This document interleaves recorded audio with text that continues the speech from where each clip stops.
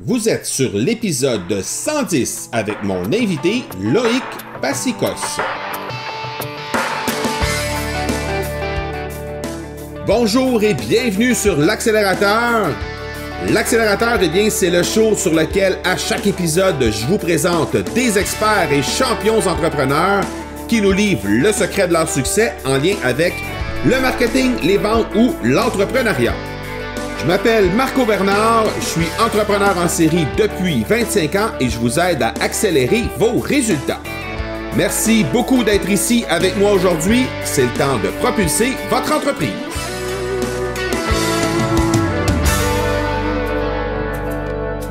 Un jour dépensé sans but, en économisant toute volonté et tout effort, est un jour perdu.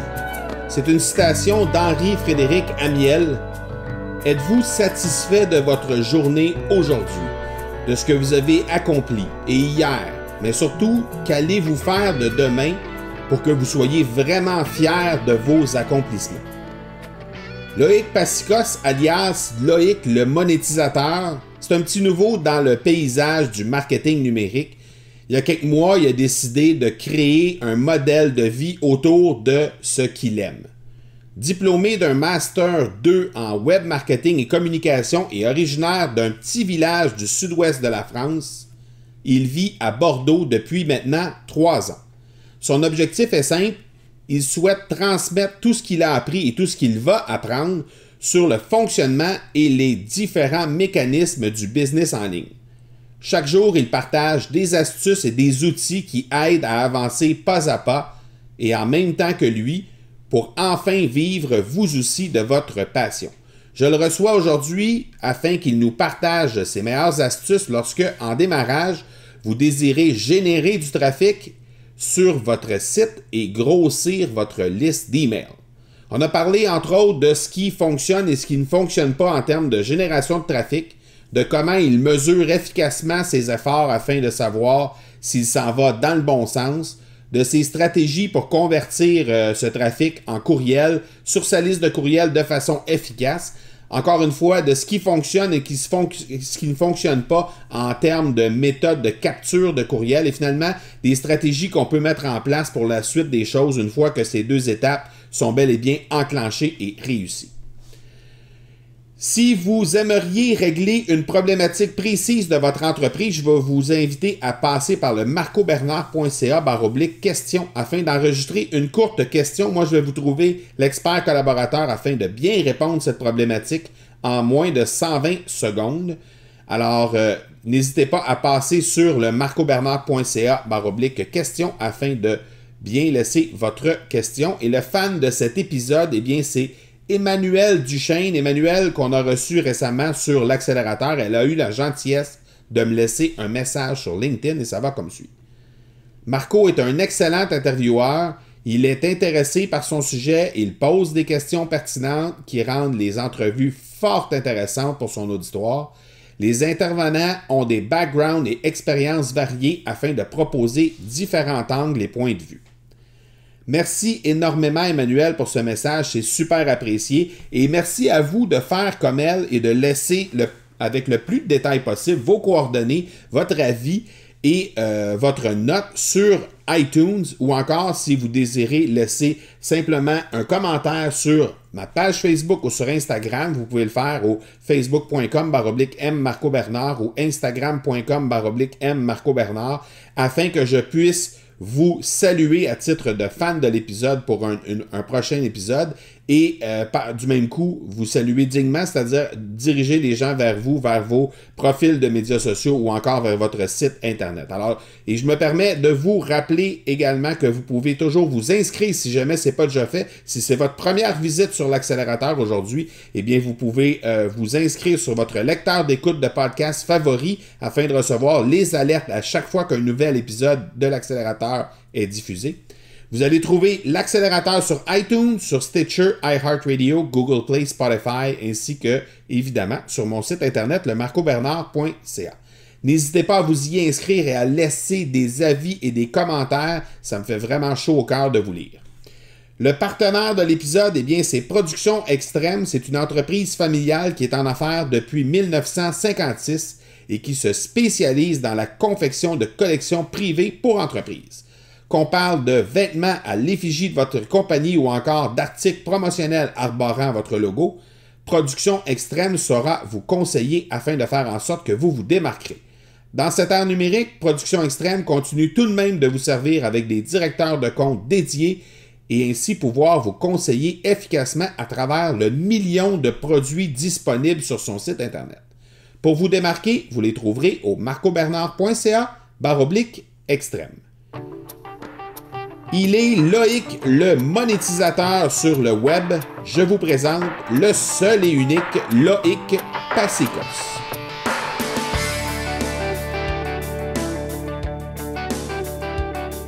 Loïc Passicos, un gros merci d'avoir accepté d'être sur l'accélérateur aujourd'hui. C'est super apprécié. Merci à toi surtout de m'avoir invité. Loïc, je te laisse quelques instants pour nous décrire un peu ton parcours d'abord au niveau scolaire, parce que ça se termine il n'y a pas si longtemps pour toi, et par la suite ton parcours d'entrepreneur, nous dire un petit peu où tu en es aujourd'hui. Ok, donc je m'appelle Loïc, j'ai 23 ans, j'ai fini mes études l'année dernière. Donc j'ai fait tout, j'ai commencé par un BTS communication. Donc après, je l'ai fait un petit peu au hasard, honnêtement, c'était juste parce que je savais pas trop quoi faire. J'aimais bien parler, échanger, partager mes idées. C'est toujours le cas d'ailleurs. BTS, et après j'ai fait toute une filière sur la communication, et là j'ai fini l'année dernière avec Master 2 en web marketing et communication à Bordeaux. Je suis basé à Bordeaux. Mes 2 dernières années d'études, je les ai faites en contrat pro, c'est-à-dire que j'étais un petit peu en entreprise et un petit peu à l'école. D'ailleurs, beaucoup plus à l'entreprise qu'à l'école, ce qui me plaisait bien. Ce qui s'est passé, c'est que ces 2 années en contrat pro, elles m'ont beaucoup appris techniquement sur le côté pratique. Et c'était aussi mon premier grand pas dans le monde du salariat, même si j'étais encore étudiant. Okay. 80% salarié sur la dernière année. J'étais à l'école un lundi sur 2, donc c'était quasiment rien. Et je me suis rendu compte que c'était confirmé. J'adorais le domaine, le web marketing, la communication, tout ce qui gravitait autour. Je savais pas exactement, j'avais pas de spécialité. J'étais pas, par exemple, un fou de la pub Facebook ou du référencement. Je savais bien de manière globale comment ça fonctionnait. Donc, j'ai décidé tout de même de pas partir dans le monde du salariat à la fin de mon contrat pro. Je voulais prendre un petit peu de recul parce qu'en fait, j'ai jamais pris d'année sabbatique. Je sais pas si on dit pareil chez vous. Oui. Il y en a qui le font après le baccalauréat, il y en a qui le font, ça dépend. Et moi, je l'ai jamais fait. Donc, je me suis dit que là, pour me récompenser, j'avais fini mes études. Je voulais partir tout seul pour un voyage perso. Donc, je suis parti à Dublin, en Irlande. Il y en a qui vont en Australie, il y en a qui vont au Canada, beaucoup qui vont au Canada, tout ça. Mais moi, j'ai choisi Dublin pour une raison personnelle, parce qu'en fait, je voulais rester pas trop assez proche de mes proches. Parce que si je partais 6 mois, 1 an en Australie ou Canada ou autre, c'était beaucoup plus difficile pour rester en contact avec eux. Donc j'ai fait ce choix, j'y suis allé, donc j'ai réservé 1 semaine en auberge de jeunesse. Donc j'ai pris un billet d'avion, j'ai réservé 1 semaine en auberge de jeunesse et je suis allé là-bas. J'avais que ça, j'avais pas de job, rien, je maîtrisais très peu l'anglais. D'ailleurs je suis pas totalement bilingue, mais ça va mieux. Et donc là-bas sur place, il a fallu que je trouve un petit peu de boulot. J'ai d'abord voulu un petit peu bosser dans tout ce qui est restauration, tout ça. Mais n'ayant jamais bossé dans la restauration et avec mon niveau d'anglais qui était un peu moyen, j'ai pas réussi à trouver. Donc en fait j'ai trouvé dans une grosse boîte que tu connais peut-être, Smartbox. Oui. Ah ouais, voilà, Smartbox. Et en gros, c'est des boîtes cadeaux pour le cadeau d'expérience. Bon, on va pas rentrer dans le détail. Et c'était une très grosse boîte, donc j'ai eu ma première expérience dans cette boîte, dans un call center. Donc voilà, j'étais pas exigeant sur le travail à faire. Je voulais juste bosser un peu là-bas, parler anglais, tout ça. Donc j'allais pas faire ma vie en tant que salarié. Il s'est trouvé que au début c'est assez sympa parce que l'ambiance elle était très très jeune, c'est très dynamique, le son en sortait, donc il y avait vraiment un esprit humain qui était hyper agréable, donc ça j'adorais, mais j'avais encore dans le coin de ma tête ce projet, donc le monétisateur qui était déjà né mais qui était très très petit, c'était vraiment que sur papier, et ce projet qui dormait un peu, moi qui étais salarié, et là en fait c'était un petit peu comme un coup de massue, je me suis rendu compte que je voulais pas être salarié, du moins pas comme ça, et j'avais vraiment pas l'impression d'apporter de valeur aux gens, j'étais au téléphone, tout ça, voilà, ça me plaisait pas, j'étais pas heureux dans ce système. Donc rapidement, je me suis dit qu'il fallait arrêter, et j'ai décidé donc de rompre le contrat pour rentrer en France, et pour d'autres raisons également. Donc c'est là où j'ai commencé à me dire bon, mais voilà, mais du coup Loïc, l'idée que tu as vue depuis un petit moment, le fait d'être entrepreneur, on va démarrer maintenant. T'as 23 ans, donc il faut y aller. Donc là, je suis rentré à Bordeaux et je me suis dit que j'allais me consacrer à 100% sur ce projet. Donc c'est là où ça a démarré. Donc pour faire assez court, sans rentrer dans tous les détails, le site était déjà en place, mais il se passait rien dessus, il n'y avait pas de blog, il n'y avait rien, c'était juste un site sans trafic. Okay. J'avais l'idée à peu près de base. L'idée c'était d'apporter de la valeur aux entrepreneurs qui étaient sur Internet, travaillaient sur Internet via du contenu gratuit. Donc j'avais démarré un petit peu avec la chaîne YouTube. Je faisais des articles, mais c'était très très irrégulier. Donc voilà, la stratégie n'était pas encore très mûre, mais je bossais sur mon projet. Il y avait de la croissance, donc je commençais à avoir des abonnés sur Instagram, à récolter quelques adresses mail. Il y avait des choses qui mettaient en place. Moi, je dis tout le temps, tant qu'il y a de la croissance, c'est bon. Bon. Donc voilà un petit peu comment ça a démarré. Et puis aujourd'hui, là, je développe à 100% ce projet, en même temps qu'un autre projet, donc avec un ami. On anime des soirées, donc on fait un petit peu d'événementiel. Donc ça, c'est un autre projet que j'ai à côté, mais qui est un peu plus à côté, quoi. Donc voilà un petit peu où j'en suis. Excellent. Et là aujourd'hui, tu vas venir nous parler de génération de trafic et conversion de courriel. C'est ce que tu prônes sur ton site internet, qui est le monétisateur. D'abord, j'aimerais qu'on parle de justement ce qui fonctionne et ce qui ne fonctionne plus en termes de génération de trafic, parce que au départ, lorsqu'on lance un blog, souvent la première problématique à laquelle on est confronté, c'est la génération de trafic. On n'a personne qui vient voir notre site, donc on doit générer un trafic qui vient chez nous. Qu'est-ce qui fonctionne, qu'est-ce qui ne fonctionne pas aujourd'hui? Alors, quand j'ai démarré, il y a toujours, je pense, ce débat. Est-ce qu'il faut faire des vidéos? Est-ce qu'il faut faire des articles? Le podcast, comme tu fais, qui est en plein essor depuis, on va dire, 7 à peu près, on va dire, en France. Alors moi, je savais que je voulais pas de suite faire de podcast, même si j'apprécie énormément le format et que j'en écoute. D'ailleurs, en France, il y a un podcast qui est très très bon, peut-être, qui s'appelle Nouvelle École. Voilà, je le recommande juste aux gens qui écoutent ouais. Ce podcast. Il est très très bon. Voilà. Donc oui, et moi j'ai commencé par faire des vidéos sur YouTube.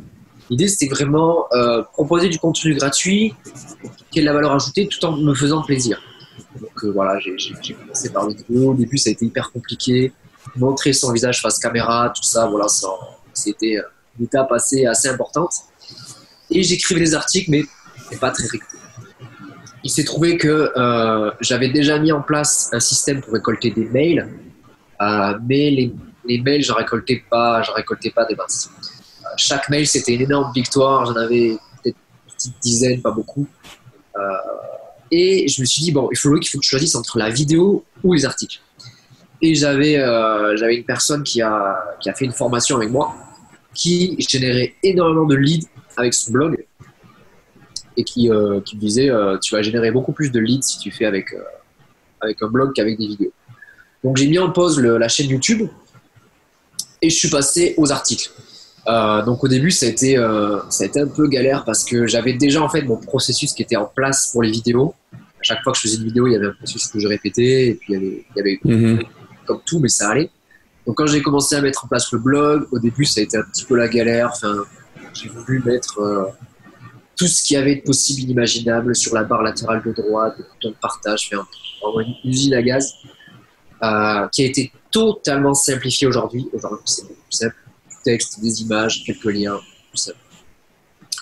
Et il s'est trouvé que les articles, j'ai compris beaucoup de choses. Le truc que j'ai compris, peut-être un peu tard, enfin, ça dépend, c'est que, alors pour récolter des mails, quelque chose qui me paraît évident maintenant, c'est que à la fin d'un article, ça marche toutes les personnes qui produisent de contenu. À la fin de l'article, on sait qu'il faut proposer une petite extension de contenu sous un format PDF, sous un format d'une liste, voilà, d'une formation gratuite, autre. La chose que j'ai le plus apprise, qui pour moi maintenant j'adore le transmettre, c'est que le contenu gratuit qu'on va créer doit être directement, mais très très très directement, en lien avec le bonus qu'on crée, avec le petit cadeau. C'est un truc qui paraît simple, mais le jour où je l'ai compris, en fait, j'ai gagné beaucoup plus de mails. Par exemple, si vous écrivez un article sur comment avoir plus d'abonnés sur Instagram, si à la fin de l'article, vous donnez 7 outils ou 7 astuces pour être un bon minimaliste, voilà, c'est 2 domaines qui vont intéresser, mais les gens ils vont pas télécharger votre idée. Avec un exemple comme ça paraît très très simple, mais c'est vraiment une notion clé. C'est comme si vous allez dans un magasin de chaussures et qu'on vous propose des fruits et légumes. Ça paraît complètement fou, mais c'est d'une logique implacable et souvent on n'y pense pas quand c'est pour nous. Donc le meilleur truc que j'ai appris, c'est que en fait, moi, chaque catégorie de mon blog, donc, par exemple marketing, Instagram, entrepreneur, chaque catégorie correspond à un produit gratuit. Donc c'est un truc tout bête, mais ça permet vraiment de mieux convertir et d'avoir des abonnés qualifiés. Alors je dis pas qu'en faisant ça c'est complètement magique. Il y a d'autres paramètres qui rentrent en jeu. Il faut aussi que l'article soit de qualité, il faut le promouvoir, etc. Mais ça c'est un truc que j'ai vraiment appris. Ça, c'est la fonction de conversion, donc le fait de mettre le fait de mettre notre lead magnet de façon contextuelle à l'intérieur de nos articles.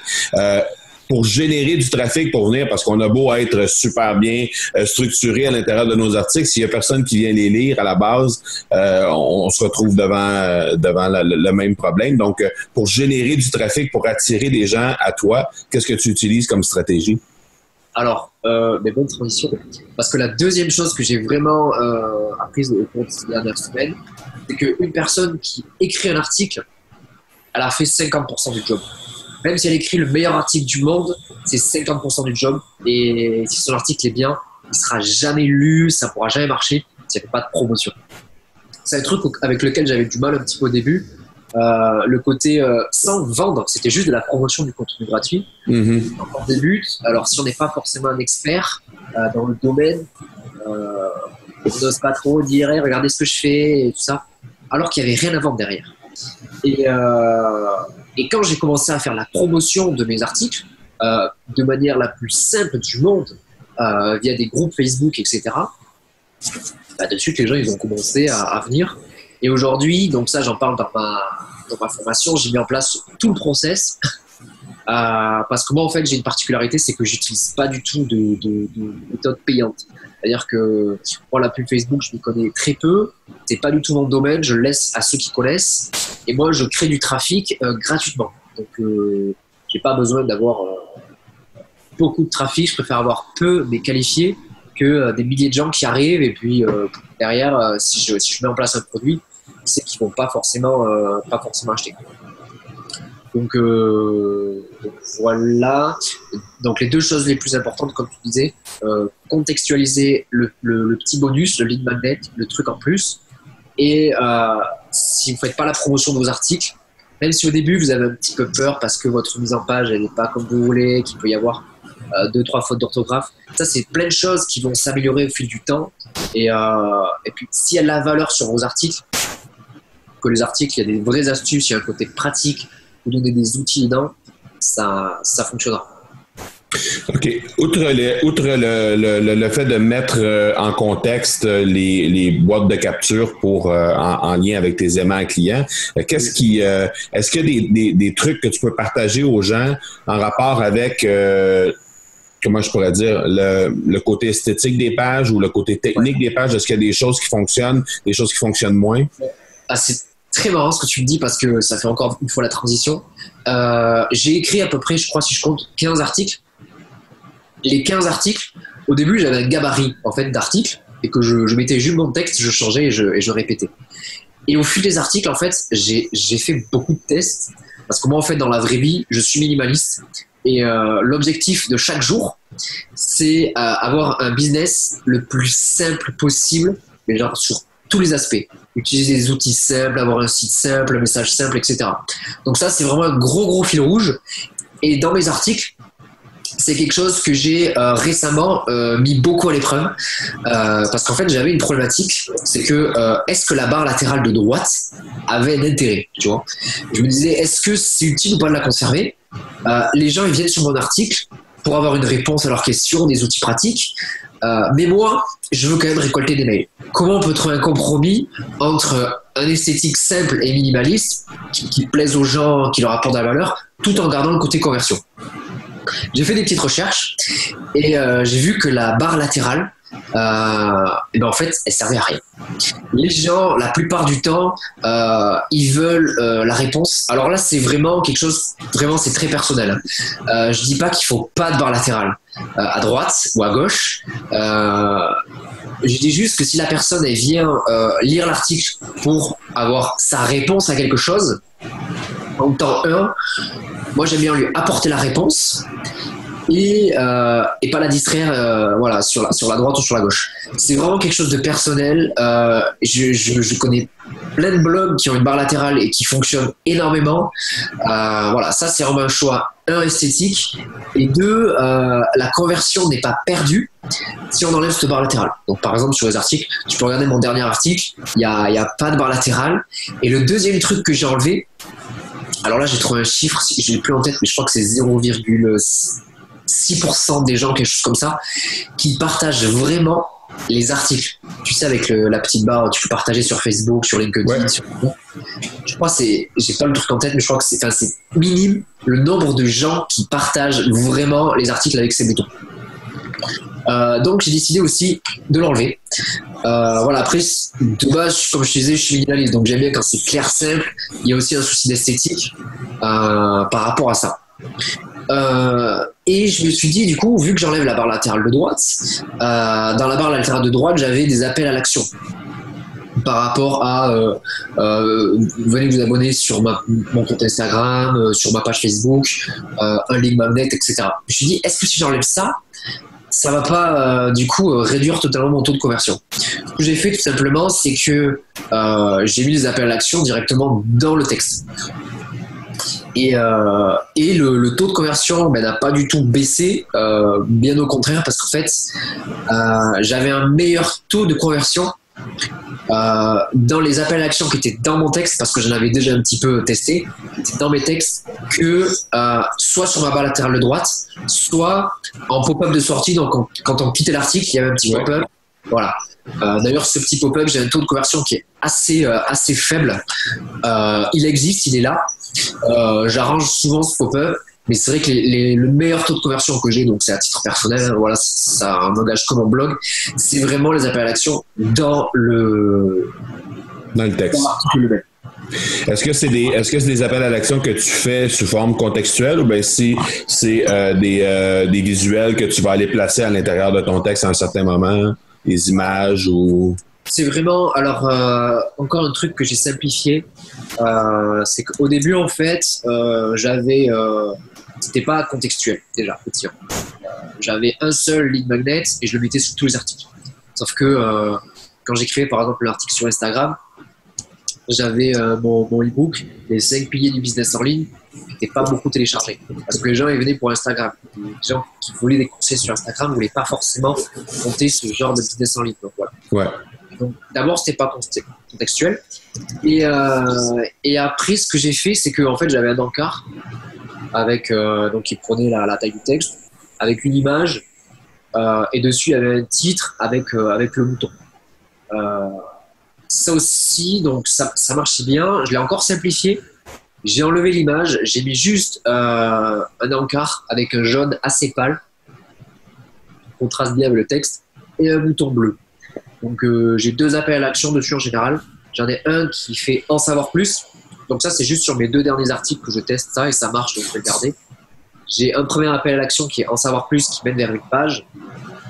Celui-là il m'embête un peu cet appel à l'action parce qu'en fait il mène vers une autre page et du coup il ferme l'article. Donc celui-là je sais pas encore si je vais le garder. Et le deuxième c'est tout simplement un bouton pour télécharger la ressource qui ouvre directement un pop-up. Ça ça il convertit bien. J'en mets, ça dépend, j'en mets 2-3 dans l'article. Voilà, et après il m'arrive aussi de mettre, par exemple sur le dernier article que j'ai mis, ça a super bien marché. Je parle de comment analyser et comprendre le taux d'engagement sur Instagram. Et je partage un outil que j'ai fait moi-même 100% maison, qui est un tableau que tu as dû le voir d'ailleurs, ce tableau. Oui. L'outil, en fait, j'en parle. En fait, je dis aux gens, ça serait bien d'avoir un outil comme ça, là. Et après, je dis l'outil serait comme ça. Et je dis, en fait, l'outil, je l'ai créé et vous pouvez le télécharger là. Et ça, il marche bien, ce bouton aussi. Donc, il m'arrive de créer des fois un bonus spécial par article. Ça dépend de l'article. Et des fois, une petite ressource en plus. Comme là, par exemple, le tableau Excel. Ça peut être une petite fiche pratique, tout ça. Ça, je le fais pas beaucoup, mais c'est vrai que ça marche vraiment bien d'avoir un bonus par catégorie et un sous-bonus par catégorie. Quand on peut, ça prend quand même un peu de temps et ça convertit bien. Et de cette façon-là, tu surveilles quelles sont les statistiques que tu surveilles le plus attentivement, les métriques pour te vraiment être capable de mesurer tout l'impact des stratégies que tu mets en place? Alors, il y a 3 grosses statistiques que je surveille pas mal. C'est le nombre de visiteurs par mois sur mon site, le nombre d'adresses mail récoltées, après la rédaction d'articles, le nombre d'abonnés Instagram. En fait, il y a plus de stats. Le taux d'engagement Instagram.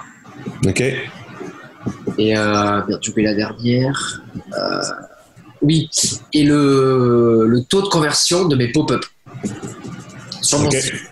Je regarde les pop-up qui convertissent le mieux, celles qui convertissent pas trop, celles qu'il faut que je change, celles qu'il faut que j'enlève, celles qu'il faut que je bouge, je change de place, je change de taille. Voilà, les 5 à peu près que je surveille quasi toutes les semaines, c'est sûr. Il y en a que je regarde tous les jours. Par exemple, les abonnés Instagram, comme je vais toujours sur Instagram, je le dis. Ouais, c'est ça. Mais la plupart du temps, ouais, c'est les 5 que je surveille. C'est ce qui te permet de mesurer un peu où tu es rendu dans ta stratégie, puis si ça fonctionne. Si l'article a bien converti, le dernier article, etc. Et si j'ai un article dont j'ai fait la promotion et également qui a bien marché, j'essaie de voir ce que je peux faire avec cet article. Si je peux en faire autre chose, si je peux en faire une interview avec quelqu'un, si je peux en faire peut-être une vidéo pour plus tard. Voilà, j'essaie de me dire les articles qui ont le mieux marché. Ou alors, je prends l'article et je prends juste une partie. J'en fais des posts pour Instagram, pour les réseaux sociaux, ou pour d'autres choses. Voilà, j'essaie les trucs qui ont bien marché, j'essaie de reprendre des petits morceaux dedans. Excellent. Un gros merci de ce partage. Là, qu'on est rendu à la partie de l'entrevue qui est les questions, la pédale au fond. Donc, première question, ton livre favori, celui que tu as lu et qui t'a particulièrement marqué? C'est dur d'en choisir un, mais je dirais Comment se faire des amis de Dale Carnegie. OK. Si je devais en choisir qu'un seul, ce serait celui-là, ouais, je pense. Après, il y en a plein que j'ai apprécié. Les 4 accords Toltec, il est vraiment pas mal aussi. Les accords Toltec, OK. Faut vraiment que je lise ce livre-là parce que c'est plusieurs personnes qui m'en parlent. Excellent. Ensuite, l'outil numérique que tu préfères ou que tu utilises le plus? Outils, quand tu parles d'outils... applications, outils web, peu importe. Je pense que je dirais Instagram. Instagram. Ton conseil à toi-même d'il y a 5 ans? il y a 5 ans. Je dirais, n'aie pas peur, tout va bien aller, ça va aller. Donc, de te rassurer. Ouais. De te rassurer, de t'inciter à foncer. Ouais, de passer à l'action, même si des fois la stratégie, c'est pas la plus claire du monde, si les outils sont pas en place, à force, les rencontres, regarde, par exemple, tu vois, on fait ce podcast ensemble, je me serais pas dit à 5 ans, quelqu'un va me contacter pour faire un podcast, voilà, à force de passer à l'action, il y a des choses qui se mettent en place et puis voilà, de la croissance, des actions, des rencontres, puis les choses se font. Good. Ton plus gros défi pour les 12 prochains mois?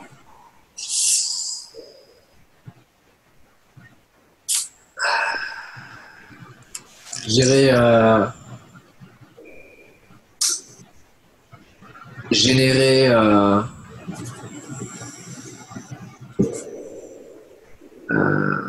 chiffre d'affaires 2 000 euros net. OK. Avec ma boîte. Enfin, avec tous les business que je peux mettre en place. Oui. OK, parfait. Et finalement, dernière question, comment accélères-tu tes résultats de plus en plus chaque jour? C'est la remise en question en analysant les résultats, en allant à la rencontre des gens qui sont dans mon domaine, dont je partage mes résultats ou ce qui a marché, ce qui n'a pas marché. Mais je dirais globalement, j'accélère tout ça en me créant quelque chose que je n'ai pas optimisé actuellement, c'est avoir un cercle de personnes qui m'élèvent. OK. Et donc pousser la rencontre avec ces gens pour pouvoir avoir un contact régulier avec eux toutes les semaines, leur dire un petit peu où j'en suis, leur poser des questions, faire un petit Skype. La plupart du temps, les échanges comme ça avec des gens qui ont déjà fait beaucoup plus que je dois faire. Ça, c'est une force. C'est pas évident à trouver ces personnes, surtout quand on démarre de zéro, qu'on est débutant ou autre, qu'on n'a pas forcément vendu des centaines de milliers de produits, des choses comme ça. C'est pas, enfin, des centaines de milliers, c'est énorme. Qu'on n'a pas fait un énorme chiffre d'affaires ou autre. Voilà, c'est pas forcément évident, mais il faut aller à la rencontre de ces gens, leur montrer qu'on a envie, qu'on est motivé et que on est un pion sur lequel il faut miser. Et ça, c'est hyper important d'avoir des gens comme ça parce que ça permet de rester motivé, de toujours être en croissance.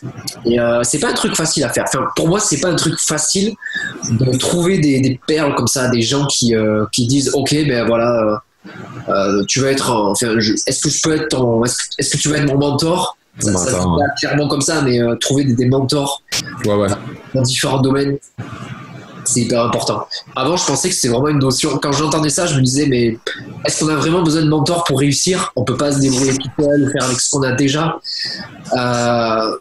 Je sais pas, après c'est personnel, mais je pense qu'on a vraiment besoin d'un petit cercle de personnes.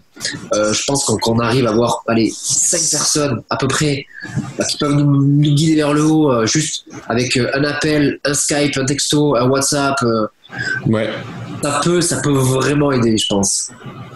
Ouais. Définitivement. Alors, pour ce qui est du mentorat, je t'invite à aller jeter un œil sur le réseau M. Donc, le réseau M, on a fait des entrevues déjà dans le passé sur l'accélérateur qui parlaient de mentorat qui a quelques cellules en France, quelques bureaux en France aussi qui sont en mesure de procurer du mentorat pour les gens comme toi qui désirent aller pousser plus loin un peu. Et il y a des mentors. Moi, je participe ici au Canada avec des cellules ici. Donc, je t'invite à aller jeter un œil de ce côté-là. Mais définitivement, d'être capable de s'entourer de gens autour de nous, des champions, des gens qui ont déjà passé par le chemin pour nous éviter de faire certaines erreurs, ça peut définitivement être quelque chose qui fait en sorte que ça accélère nos résultats.